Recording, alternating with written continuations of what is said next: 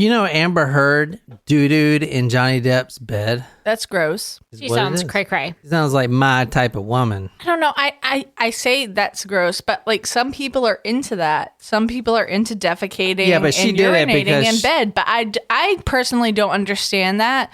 But Nay. She did it because she wanted to. She's just a mean person. Psychopath. What's up, guys? There we go. We're back. Okay, we're going to behave ourselves. We have food coming in like 30 minutes. And we can't start eating until we finish the episode. And they were really mean to me, but... Well, you were really inappropriate. Right into it with someone splayed out like this. Okay. It's not that bad. I mean, it's kind of bad. His rib bones. Well, their rib bones. I can't see any. You want to see some crazy shit? I mean, you're going to show us anyway, Indeed, so it doesn't I do. really matter if we want to or not. All right, welcome to Talk Murder Me. My name is John. I'm here with Jen and Nicole. Last week, we went into Jeffrey Dahmer's apartment. This week, we're going to go slow here and talk about his childhood a little bit. Because there's a reason that he would do something like what you're seeing now. I don't think there's a way I can sound politically correct or like okay with saying this. So part of me doesn't want to say it, but the other part of me is a little bit stronger. And it says that he really cleaned that person up. Like you can see their ribs. Like There's no more meat left on that. Yeah. Like I don't know how to say that without it being wrong. Well, it's just wrong, but it is what it is. Like that person's arm. There's only one arm on there. No, I think it's just, I don't know. What do you think? Their rib cage is right there. There's literally no angle where their arm can be underneath them. You telling me if you weren't starving to death, you wouldn't take a bite of that? That doesn't look appetizing to me. You know, I put a poll out on Johnny Llama about Cannibalism? What were the results? Well, so the no, it was something like, would you ever try human meat? For the no, I said, no, like, hell no. Why are you asking this at 2 a.m.? That's when I wrote it. And for the yes, all it said was, yes, set the table. And honestly, it was half and half. That's concerning. And there's like 50 people that voted on it. So half the people said that, yes, set the table. I think I would rather try my luck with vegetables and plants. I would try a bug before I tried a human, for sure. Yeah, but if you're, all right, so Brienne did an episode the other day on her podcast, Among the Dirt and Trees, about these guys that were on a boat and they resulted to cannibalism. So if you're on a boat and the guy that they ate was drinking seawater, so that's something you'd never want to do, drink seawater. So they actually got charged with murder because they survived. But did they kill the other person? They did. Then you deserve to be charged with murder. If the other person... man. Okay, here's the thing. It's not self-defense. I'm not saying that... It is, though. No. The guy is going to die in it. It's either all you guys die... All right, go listen to that episode. It's the last one she posted. Go listen to it. It's not self-defense. If the other person is dying... Dude. Okay, listen. If the other person died naturally... He was dying. He drank seawater. He was going. Okay, if he... All they did was... That's still not self-defense. But you're going to That's not... like a mercy killing. You're not going to kill him even though he's about to die anyway? Hey, Megan. What's up? Better late than never. As she sees his flayed out body. No, I think that she's talking about herself being late to this That's episode. right. It's self-preservation, not defense. Thank you, Lauren. Dude, but they tried these guys for murder. Well, It they is kill murder if they killed him. If he died of natural causes and then they Obviously, ate him, y'all have different story. never been so hungry that you take a No, look I have at... not. that You're you take right. You take a look at your dog because your wife leaves you for a couple days without any food in the fridge. You look at your dog and then you plan out this thing, and then when she gets back, you're like, well, dog, Fluffy ran away, and in reality, he did run away. He did. So don't ask about it. So, I mean, in the case... You know what? Whatever, Jen. You say stupid shit all the time. And Yeah, y'all I do say stupid shit all the time because I'm fucking drunk half the time. But that's okay. I know who I am. For today's episode, we're going to get into the mindset, because why do you think he would do something like this? Why do you think anyone would do something like that? It's not because he wanted to eat them. It's something else. Why do you think he would? I mean, if you look at that was in his apartment. There were 2 bodies actually found in the bathtub. Then they figured out, well, they've been here for a while and he's obviously been showering. So he would actually take a shower with the bodies just there. Oh, I don't like that. Jen's catchphrase at it again. I don't. I mean, like. So what do you think his psychology is? I really want to get into the psychology of this guy because people, like, you either going to think he's insane or sane. And I find this all perfectly normal. I mean, I would. What the fuck? I mean, if he was deemed sane by the court, then his diagnosis has to be like psychopath, right? Because the psychopath doesn't, or is it sociopath that doesn't care? Who know? Now I'm confused. No, he's he's a schizoid and he's got borderline personality disorder. Oh, great, Niquiz, if you need to like move out, like I have a spare bedroom in my home, and that. Yeah, but that shit's all cluttered and shit. She's better staying here. First of all, you're wrong. Is this a person alive when he's taking this photo? No, I think he's dead. That's sad. Yeah, see, this is some of the Polaroids. This one's fucked. Okay. Oh no, I don't like that. I do not. This is a fucking murder podcast. What the fuck? We didn't sign up for all of this. What the fuck? There's like blood on the bed. There's no head. The head's decapitated.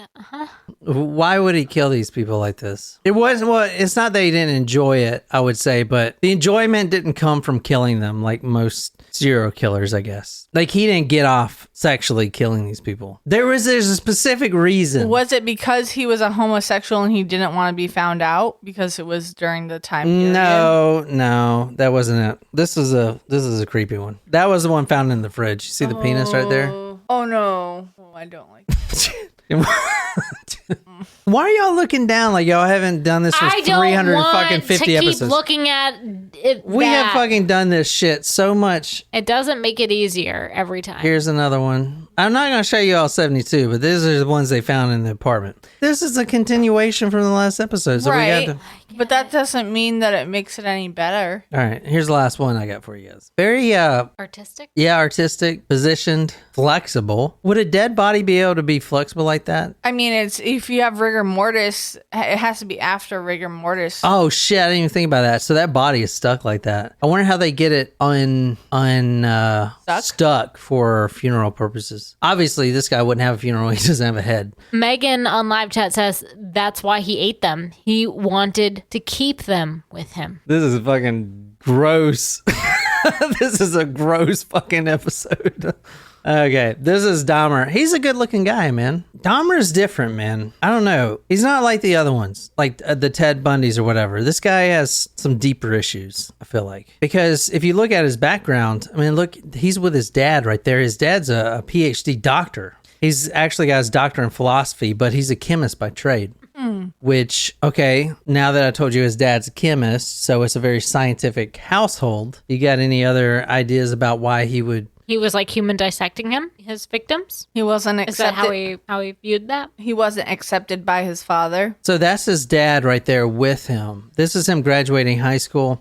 The photo that you're looking at to the right of there is a yearbook. Oh, yeah. I see his signature on there. Yeah. And that signature, well, yeah. So he signed that for a friend and it says, quote, to Ted, the most idiotic, foolish person I know, but nice kid, Jeff Dahmer. There you go. To Ted, the most idiotic, foolish person I know, but nice kid, Jeff Dahmer. This episode, we're actually starting when he is younger. For the last episode, we talked about his fall, like when he was arrested, everything came out. He admitted, confessed to 17 murders. He mapped them out. There's plenty of there's plenty of footage of him actually confessing. He's very open. He's very helpful with what he's done. All the crimes are mapped out. However, that was 1991 that we were on last episode. Tonight, we're actually jumping back to 1978. I'm starting this episode late June 1978. 3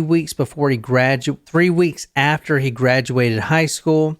I'll put these photos on talkmurder.com. You see young Jeff there with his father. He's a good looking kid, I would say. For the time, he's got the big hair, the Steve Harrington hair. So Jeff Dahmer's right here with his father. What'd you say? He's not a terrible looking kid. No, I mean, it's Normal. Yeah. In fact, his father and mother were, from what this author said, and I'll get to the exact quote, but extremely handsome for the time or whatever. Not a bad looking kid. Very isolated, he's a loner, and he's conflicted with a lot of stuff, and we're going to go into that. His father, like I said, PhD, philosophy. His father actually moved the family around a lot because he was trying to get all these degrees. He's a chemist by trade, and the house is very scientific. Jeffrey Dahmer grows up in that house, and Jeffrey Dahmer's pretty smart. I mean, his IQ is 117, like I said, but I mean, what's the normal IQ? Like 100 or something? Yeah, so, I mean, he's not like an Einstein, or even like a Kemper. Kemper was like 140 or some shit like that. But anyway, he's a very smart guy, very scientific, but you won't see that in his grades because he flunked out of everything. He's an alcoholic. We're talking about Jeffrey Dahmer, not his father. You said that just as Natalie typed it. Yeah. That exact same time. Yeah, so he was a notorious drunk. Tonight we're going to late June 1978, 3 weeks after he graduated high school. Old, empty country road. Couldn't even find the exact location. Empty, nothing there. This is in Ohio. So remember, he was arrested in Milwaukee. And where's that at, Jen? Wisconsin. There you go. He was arrested in Milwaukee, but he grew up in Ohio for the most of his life. Anyway, June 1978, 3 weeks after graduation, empty country road. This is 2:33 a.m. in the morning. His father, as we'll get to, is not there at the time. The father and the mother are getting divorced. The mother has already moved to Milwaukee. The father is held up in a hotel because he has a court order not to visit the house anymore, and he didn't know that his wife had already just up and moved. So 3 weeks after Jeffrey graduated, he gets really drunk. He drives on this empty country road and he gets stopped by a cop. In fact, it's the same cop that years later in 1991 would be the cop that did his first interview, which is ironic because this cop is from Ohio, and the cop that interviewed him, the same guy, I mean, this was in Milwaukee. Very coincidental. Yeah, I mean, that's crazy. And in fact, when he found out about this, because he went back and saw the ticket, he was in shock, this cop. He was like, whoa, what the fuck? And you'll see why in a second. This police officer pulls him over. Keep in mind, it's 3 a.m. Nobody's out. It is literally a barren road. Nothing. Not even homes. It's just empty road in Ohio. Ohio is like that too. Like, Ohio is very flat. If you ever driven through Ohio, and the cops there are sticklers, in my opinion. I've only driven through a few times, but they will pull you over for damn near anything. Ohio is like depressing driving through because everything is just the same. So I can imagine just driving through there. Anyway, a cop pulls him over, immediately calls for backup because Jeffrey Dahmer, 18 at the time, is veering off the road, getting to the left side or the right side of the lane. Mm-hmm. He's drunk. And I'll show you photos in a little bit of Jeffrey Dahmer fucking plastered. He is, being an alcoholic is not even the right term. This guy, I mean, in college, finishing off, shining off 3 bottles of whiskey, Jack Daniels, a day. He would actually record his lectures when he went to college and listen to them while he got drunk. I'm telling you, this guy, alcohol is his vice. Well, that and eating humans. But anyway, Just a minor detail. The cop pulls him over, immediately calls for backup. Now you have 2 cop cars behind him. A drunk teenager, Jeffrey Dahmer, 18 years old. They tell him to get out of the car. You know, I know you're drunk. The cops, both of the cops, pull out their flashlights. They look into the blue Ford. It was his father's car at the time, who he was borrowing from. His father was held up in a hotel through this divorce. He borrowed his father's car, said he was going to go to a movie, yada, yada, yada. Anyway, they're looking in the car with the flashlights. Nothing really suspicious, but then they look in the back seat. There's 3 trash bags and they're full. And they fucking reek. The smell is unbearable. So obviously the cops are like, what are you doing out here 3 a.m? You're drunk. What's in those trash bags? Okay. He said that he was going to the trash dump, because his family's going through a divorce, which is true. And this is the only time during the chaotic time of this, the arguing of his parents and yada, yada, yada, and everyone's going their separate ways. This is the only time he can kind of go out. And it's more of a night drive. It's him kind of trying to just kind of chill out from this. You know, he just graduated. His parents are going through this awful divorce, like really bad divorce.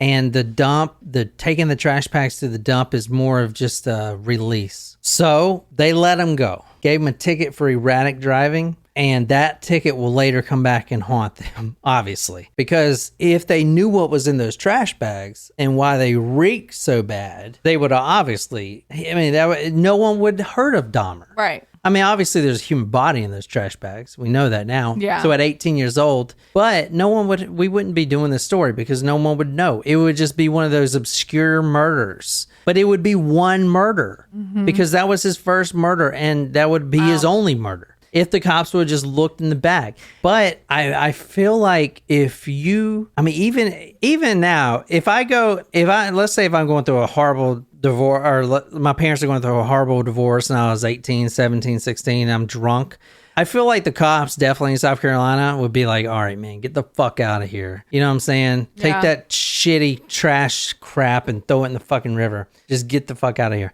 So they basically gave him a ticket, erratic driving, which they'll later regret, obviously. And they told him to get the fuck home. Go home, and that's it. But we know now that what was in those trash bags would not only be brought up many times later, but that event, which I'm going to tell you how that person got into those trash bags, would always haunt Dahmer. Dahmer's a very emotional person, very emotional, and he's got a lot of demons. He's got a lot, not demons per se, but a lot of conflict. He grew up Christian, Lutheran, very strict. He's homosexual. At 18, he, as I'm going to go into detail, murdered this person. That person ends up in these trash bags. There's a lot of conflict with this guy. He's an alcoholic. Like, there's a lot of things going on in Dahmer's mind. He's just trying to make it through day to day, which is different than most serial killers. If you remember Ted Bundy, this guy, Ted Bundy, would do anything to just get laid. Not laid, to get off. Mm-hmm. Yeah. You know what I'm saying? Dahmer, he's just... You'll see in a minute. He's very conflicted. He doesn't want this, and that's why he confessed all this stuff. You remember Ted Bundy said he didn't do shit. Right. Dahmer's like, I did all this. Let me help you map out every victim so the family gets your reprieve, stuff like that. Anyway, if you want to read this. Personal demons. We all got them. Yes, we do. Yeah. We just announce ours on the podcast. Right. Or don't. For everyone to fucking rip apart. He told them he was upset about his parents' divorce and he was taking a late-night drive. A psychiatrist, Dr. Frederick Fostel, testified for the prosecution. Quote, he said he decided to take the trash to the dump. Mr. Dahmer was allowed to drive away. All right, so what you just read was from the New York Times, February 12th, 1992. Police tell him to go home. He complies. He takes the bags back into the crawl space, which they were in the crawl space of his home. So this is the marital family home. But like I said, the parents just went through a divorce. His younger brother was taken by the mother without the court's consent because she wasn't supposed to do this. They went to Milwaukee. The dad is held up in a hotel for about 8 months. Jeffrey Dahmer, without a car or anything, is pretty much stranded at his home. And you'll see Jeffrey Dahmer is not the type of guy that can feed himself and take care of himself. He's like me. He does have borderline personality disorder, if that explains anything. Because I got this shit too. And a lot of this shit, minus the eating people, is shit I would probably do. You're just saying, so watch out. Anyway, he was told to go home. He takes the bags back into the crawl space, and then he takes out the head that was in the bag. Now, this is the man that owned the head at one point. Can you describe this person? Young, long hair, probably a teenager. Dark hair, dark eyes. Skinny? Tall, skinny? Yeah, looks about how you would look in the time, I guess. 19 years old. Stephen Hicks. This is the first victim. I usually don't start these episodes out with the first victim, but I feel like this one's different. I feel like it's important because I really want to get into the head of Jeffrey Dahmer, and I'm not done with my research yet. So these are just the initial episodes, and then next week I'm going to be researching Dahmer all next week. Not only that, I think I'm going to intersperse First. I think I'm going to intersperse the next few Dahmer episodes with kind of the history of cannibalism because I'm really interested in that. And you bought me that book. Wait, the next few Dahmer episodes? Ooh. Yeah, I'm going to like keep this shit going, I think. Okay. I don't know. This is the guy right here. Stephen Hicks. Jeffrey Dahmer, 18 years old, he gets back to his home, his family home, puts the bag under the crawl space where it was initially, but before he covers it up, which he will do,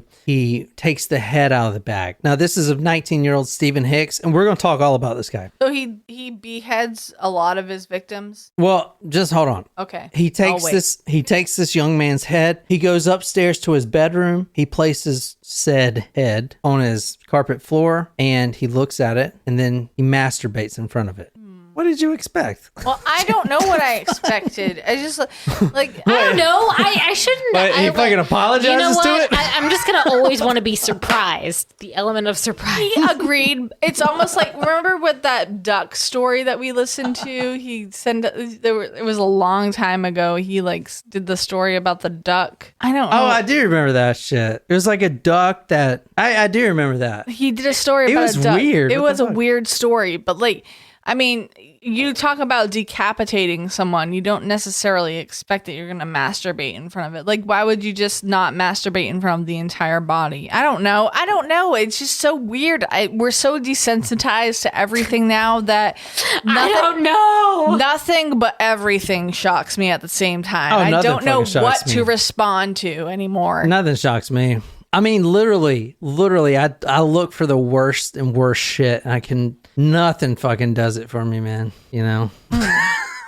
It was his now, his companion and solace, this severed head, his fantasy become real, his own private stimulant. And as he stood there, moving his hand towards the artificial restoration of peace, a boy of 18 in a solitary house in the quiet Ohio countryside took his first step towards madness. Ooh, I don't like that. Well, so Quite the line. I hate Yeah. to use that catchphrase, but like, oh, I don't like it. I don't. So that's from the author. We're reading tonight, The Shrine of Jeffrey Dahmer. It's different, man. For true crime, I mean, he is extremely smart guy, but just he dives really deep into like mythology, like I talk about, and stuff like the old gods and stuff. It's crazy, but it's a really good book. He's a really smart dude. He also wrote a book on Dennis Nielsen, which I wish we would have read that one. We did read another book for that one. I can't remember which one, but Brian Masters is the guy that we're reading tonight. And so I think the only two true crime he's done was Dennis Nielsen and this Jeffrey Dahmer. I mean, if y'all haven't heard our Dennis Nielsen case, then I mean, That was early on. it was episode 4, and that was one where I remember leaving the table. What? Are you fucking kidding me? No, I'm not. That was the one where I left the table and was screaming. Are you fucking kidding me? No, I'm not. Yes, Yeah, it is. it was It wasn't even early. that fucking bad, dude. But I mean, This was before we were desensitized. correct. This is before One Lunatic, One Ice Pick. But I mean, when you think of it like this, like when you decapitate someone, you have their. This is a serious question. I'm not trying to be insensitive or ignorant, but like when you decapitate someone, when you kill someone, like you have this specific look on their face, right? Like that's the person's forever look. Then it becomes. Well, that's why they the look of usually death. put the pennies in the eyes and shut Right, the but eyelids. I'm imagining that Dahmer didn't care about that, and you see what their last facial expression was. Like, what? But that's the thing with Dahmer, as you'll see, like I think Megan said, he didn't care about killing people at all. He didn't care about sawing people up. Sawing people up for him was just to get rid of the bodies. Like that's not the thing. There's one specific thing. There's one reason he did this. Like one fucking reason. And we're gonna get to it. Okay, But I'll wait. it's different, man. It's not like, usual. But anyway, this is Dahmer right here. What do you notice about this photo right here? That's different from any serial killers. He's holding his pet. Like, he's looking at the camera while he's holding his pet. I don't know. What's different? That looks like a picture I would take. So Jeffrey Dahmer loves animals. Oh, We yeah. see that. We see that through his life, and even when he was arrested, He had the aquarium of exotic fish. He had snakes. He had bugs. He had whatever. He had a few dogs growing up, and those were his best friends, a man's best friends, which is different because a lot of serial killers abuse dogs. If you think of like the Son of Sam, it's the first one I could think of, but literally all of the other ones we talked about. Well, it's part of the McDonald triad. Yeah, all the serial killers pretty much abuse animals at an early age, but not Dahmer. Jeffrey Dahmer, he called himself Jeffy at a young age. I called myself Johnny at a young age, but I'm not a psychopath. Don't call yourself Johnny, but it's Whatever. okay.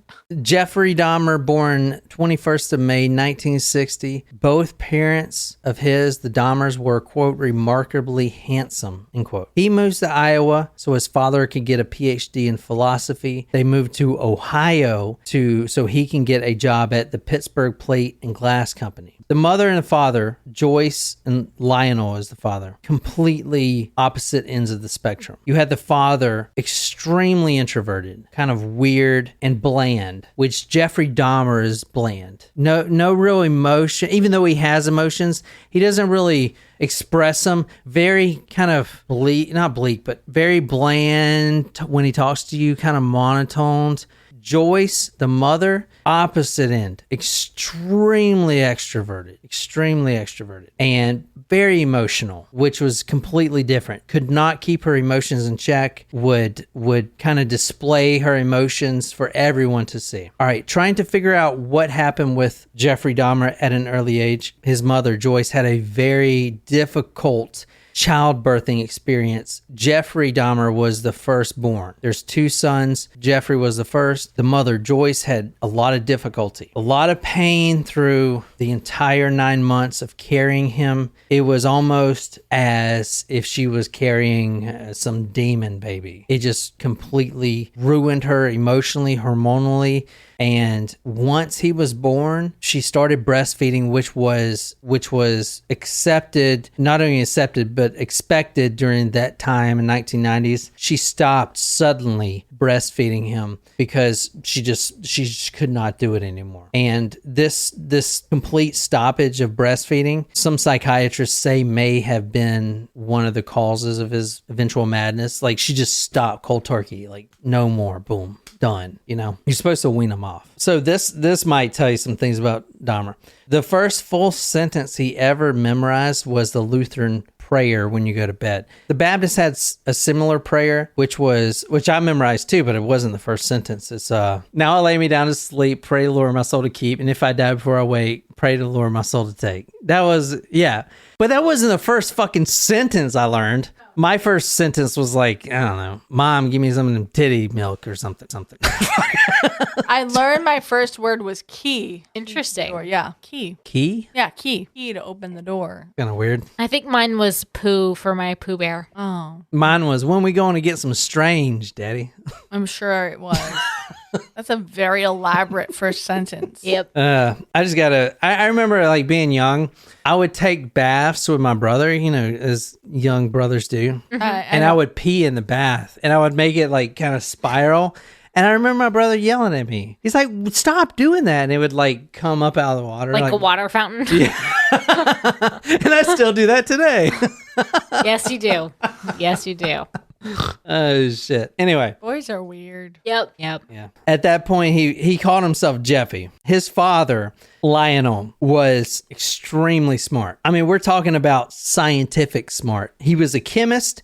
He got his master's in chemistry, but then he went philosophy and got his PhD. But the whole house was very scientific, which explains a lot about this story. So talking about the parents, Lionel and Annette Joyce Flint married 22nd August 1959. Immediately arguing, bickering, and he kind of thought it was because she had a German kind of ancestry. You know how Germans do. Anyway, Lionel was bland. Joyce was too emotional. They were opposite ends of the spectrum.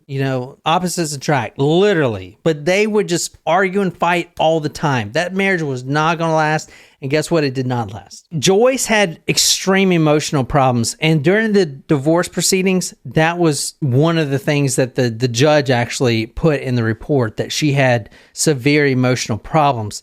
I know for a fact that she had borderline personality disorder, which I have, by the way. It got me out of a few speeding tickets because I know that she needed perpetual reassurance. And I need that all the fucking time. So she would start arguments all the time in the household because when you have borderline personality disorder, you start arguments because you're looking for the validation that someone loves you, and that's why you do it. That's what the household was like. It was very chaotic. Okay, she would start arguments just to become emotionally satiated. She became a drug addict, but not drugs like you're thinking. I'm talking about prescription medications, and that was kind of common during that era. You know, housewives, because she was stay-at-home house mom. They would take all kind of I think it was like, I was going to say Barbitol, but I think that's a shaving cream. Barbiturates?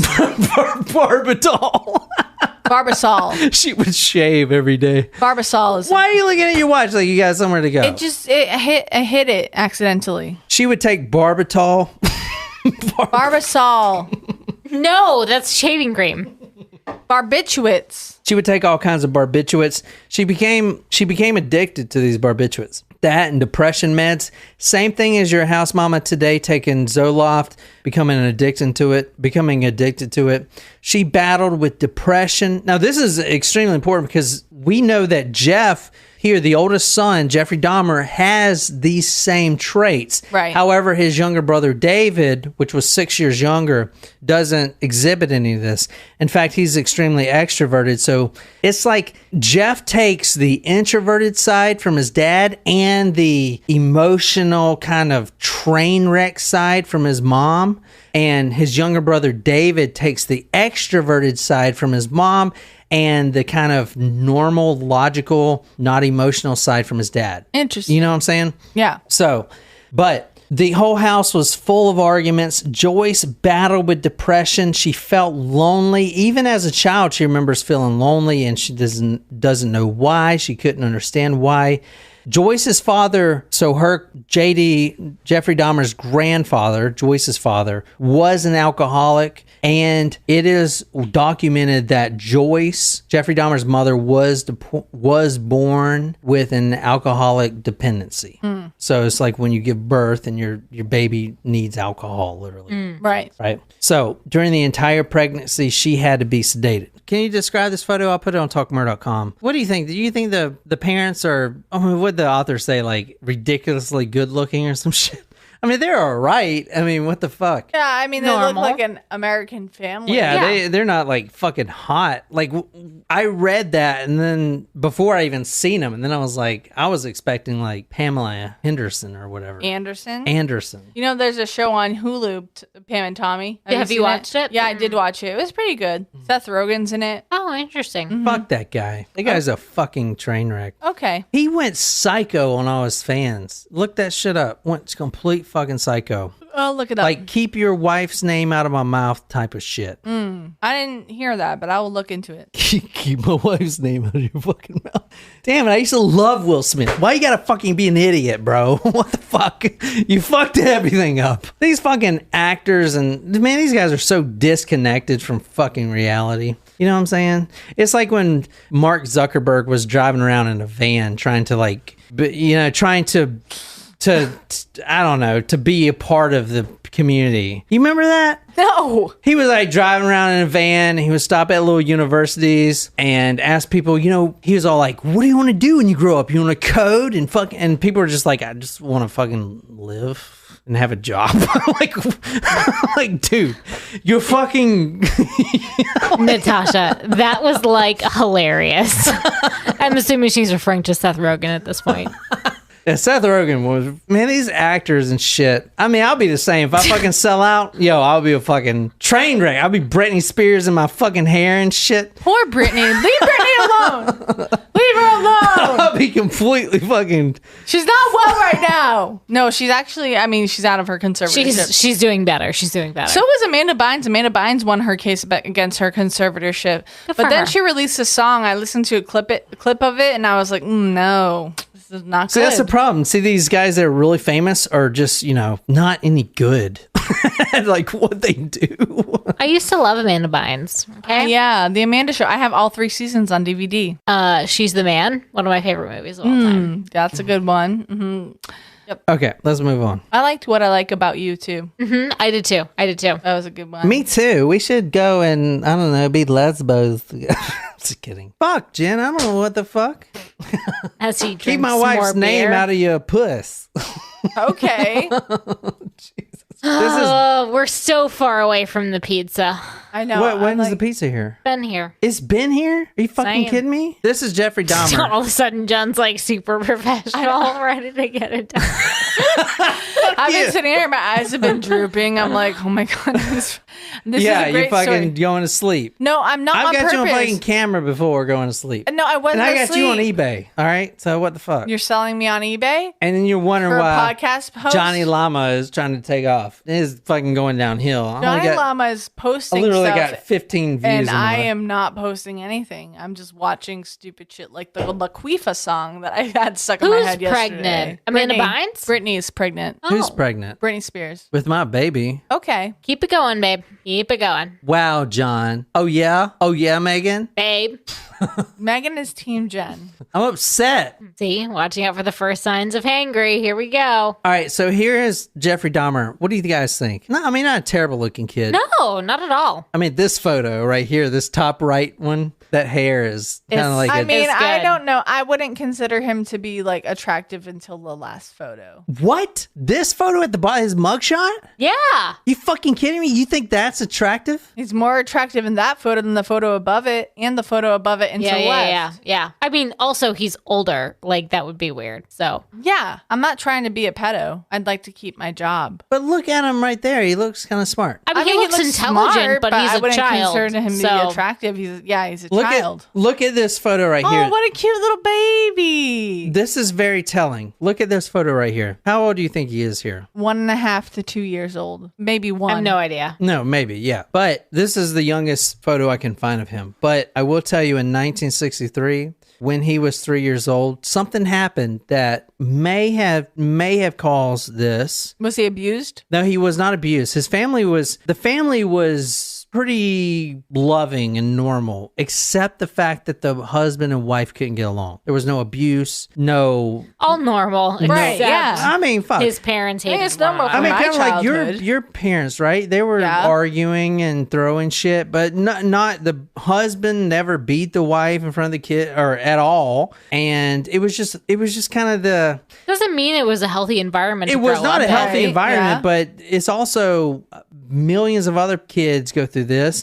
For instance, the father ends up sleeping in the attic, or the father ends up sleeping in the basement type of situation, out of the marital bed. But it's not like they're hitting each other. They're not abusing the child. Jeffrey he's in a middle class neighborhood. He's got access to nice things. He's got access to good education. His father's a chemist. He cultivates the scientific knowledge and the wonderment of the world and shit like that. So it's nothing like that.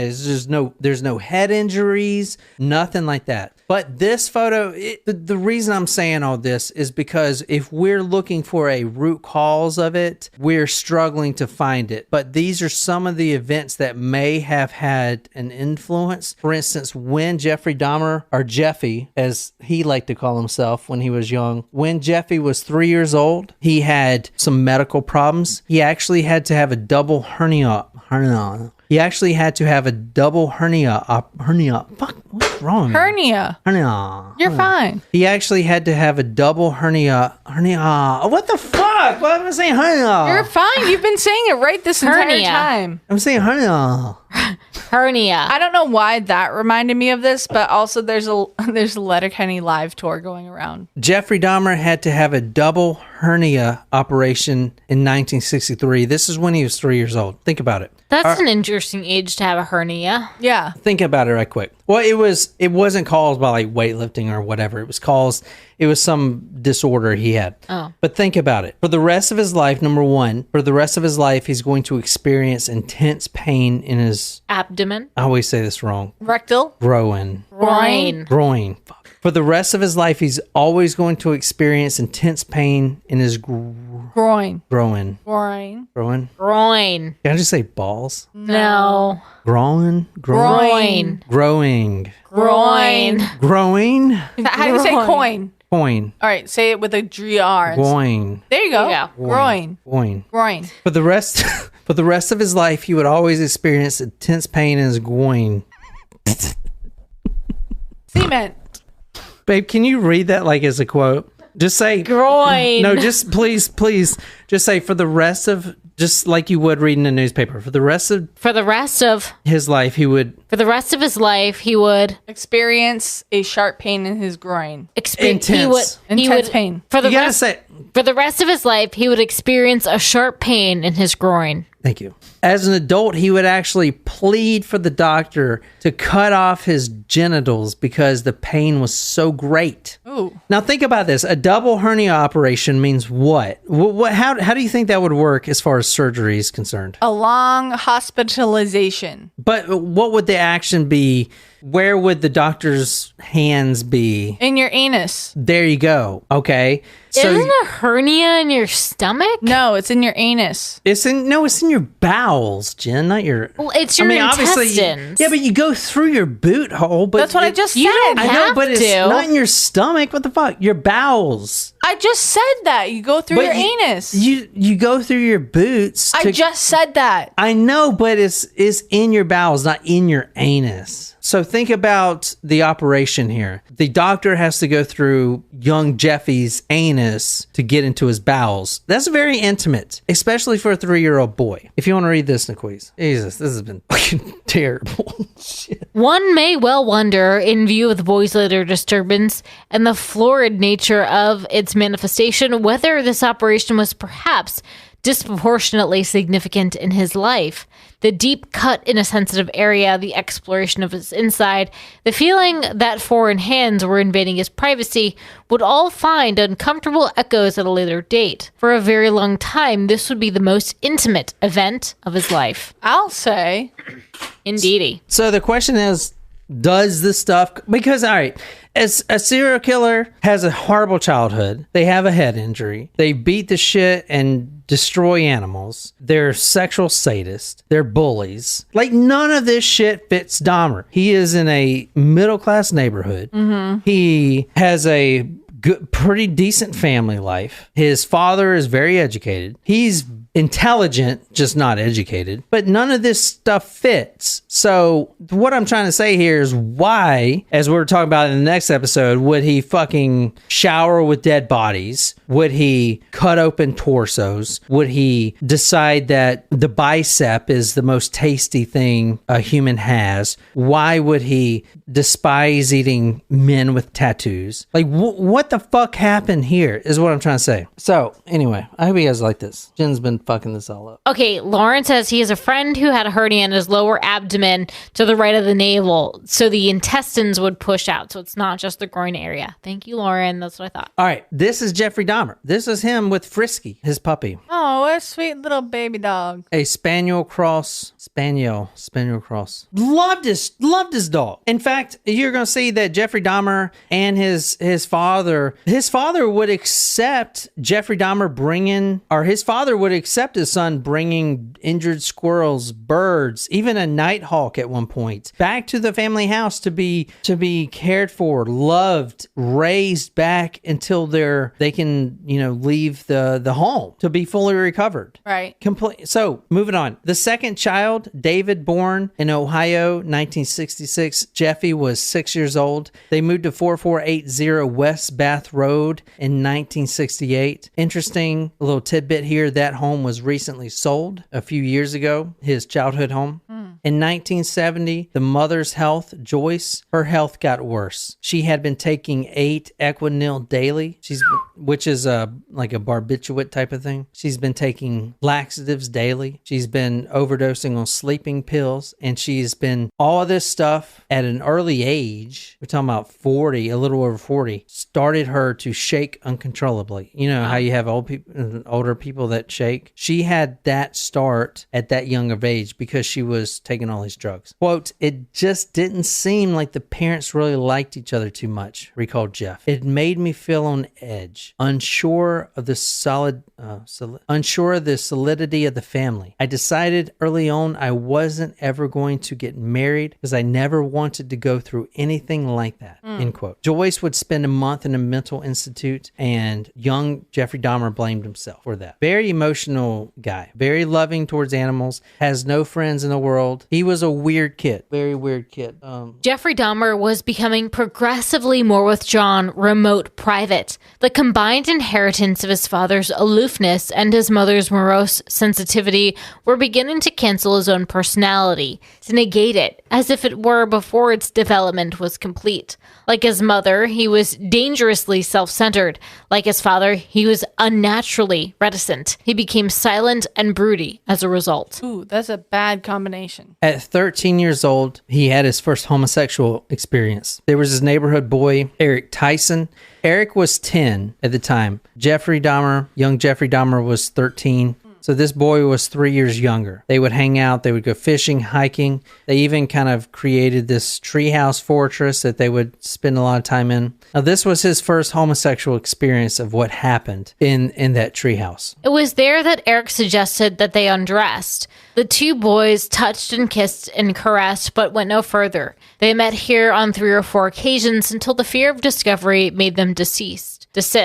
As far as the pubescent adventures go, it was a pretty mild one. Dahmer's emotions were never engaged, though he did find that he was interested in seeing Eric's body. It was surely the object, not the person, which caught his enthusiasm. It's that last sentence that describes Dahmer so well. It was surely the object, not the person, which caught his enthusiasm. So the thing is, as you're going to see, if Jeffrey Dahmer could have an unconscious, perhaps even dead person, a male, because he's homosexual, to just explore and be like his father's so filled with scientific wonderment. Jeffrey wants to just explore the bones, the posture, the inner workings. Like, how does this work? How does the heart work? How does the stomach work? He wants to explore like a child. Right. So that last sentence says it all. It was surely the object, not the person. It was how a human works that really intrigued Jeffrey. He never did this for even though he did masturbate and stuff like that. He never killed or did this for sexual or anything satisfaction. He did it because he's like a child wondering how different things work inside the body, like a pure mechanics. Does that make sense? Yeah. All right. Now, Jeffrey, growing up a loner, at 14, he starts drinking heavily. And there's a lot of photos of him being seriously passed out. And this is one right here. I mean, look at it. He's just fucking drunk. His pants are unzipped. He was a party boy. Not really. He did go to college, and he was a party boy per se. But the other college kids, and even the high school kids, didn't want to hang out with him because they couldn't keep up with him. He would drink to black out. I used to know a guy that when I worked at the gym, they would call him a crash test dummy. Like, he would just black out at a party or whatever. He was like that. But college frat boys would be kind of embarrassed because they can't keep up with them. But then again, look at him, man. He's out, dude. He's out. Completely fucking out, you know? He starts drinking at 14, grades plummeted. Became a prankster. He had minor discipline problems. But besides these little minor things, and he'll get arrested a lot for drinking in public and public urination and stuff like that. But other than that, that was his vice, I would say. One of the things that really pull on his personality is the fact that he had an animal graveyard. His father was really happy about this. He's a chemist. Mm-hmm. Jeff would take these bones and he would bleach them. And the father would kind of cultivate this because to him, it was Jeffrey wanted to learn how things work, the mechanics or whatever. And his father cultivated that. In fact, this little doll I have right here, the parents actually, Jeffrey Dahmer found a bunch of bones, animal bones under the crawl space before he killed anyone or whatever. Animal bones, and he bleached them, put them in a bag and called them his fiddlesticks. And he would always try to put them together like puzzle pieces or whatever. That's what they were called. Huh? In the jail? In the jail. No, this is when he was 15. Oh, sorry. Yeah, when he was 15. So he would call them his fiddlesticks, and he would just play with them and try to put them together. So anyway, now he started looking out for roadkills, and he would bring animals back to health all the time, but then he started bringing dead animals back home, cutting them up, bleaching their bones, and that's when the father started to worry a little bit. But like I said, no cruelty, no hatred towards animals at all. Quote, Dahmer was not aroused by the infliction of pain upon a living creature, but entirely by the cold mechanical dissection of a dead one. All right. It was, so I would describe it as a scientific wonderment. I know it sounds weird, but so anyway. So, any questions so far? But yeah. Once he carried the corpse of a very large dog home. It was a St. Bernard. He left it in the woods. And what he would do is take these animals home and he would put them in the woods and let them rot out. And then he would get the bones after the meat has rotted off, bleach them, and then he would try to put them back together, like literally like a science experiment. However, one dog would come back to haunt him because the neighbor actually found it, the dog that he drug back behind his home, and he kind of strung up on a pole, and that neighbor actually took a picture, and this is actually one of the infamous pictures that was used in court to kind of show that this guy's a fucking loon, and you can see that right here. Oh, That's the dog's head. poor thing. Fucked up. All right, so that's his childhood. I'm going to talk about the rest of the childhood next episode. Like I said, I'm taking my time with this one. However, Slow roasting it. Yeah. if y'all got to pee, you pee now. It's only going to be real quick, but we're going to talk about the guy in the bag, the one he masturbated the head. Go ahead. All right. So right now we're going back to mid-June. So I talked about his childhood. You kind of know. We're talking about his first ever victim right now. This is Stephen Hicks. Like, this is the victim that he will forever, until he died, until his forever childhood, until when he was in the military, and until his adulthood, until his death, he would weep over this because he found this heinous of what he did to this man. Anyway, 19 years old, Stephen Hicks, he was from Illinois. He was actually on the way to visit his girlfriend, and he was hitchhiking. Jeffrey Dahmer, he had been having these fantasies. He's been seeing this one jogger go by his house all the time, and he actually tried to take advantage of it. One time he went down, hid in the woods with a baseball bat when he was 15.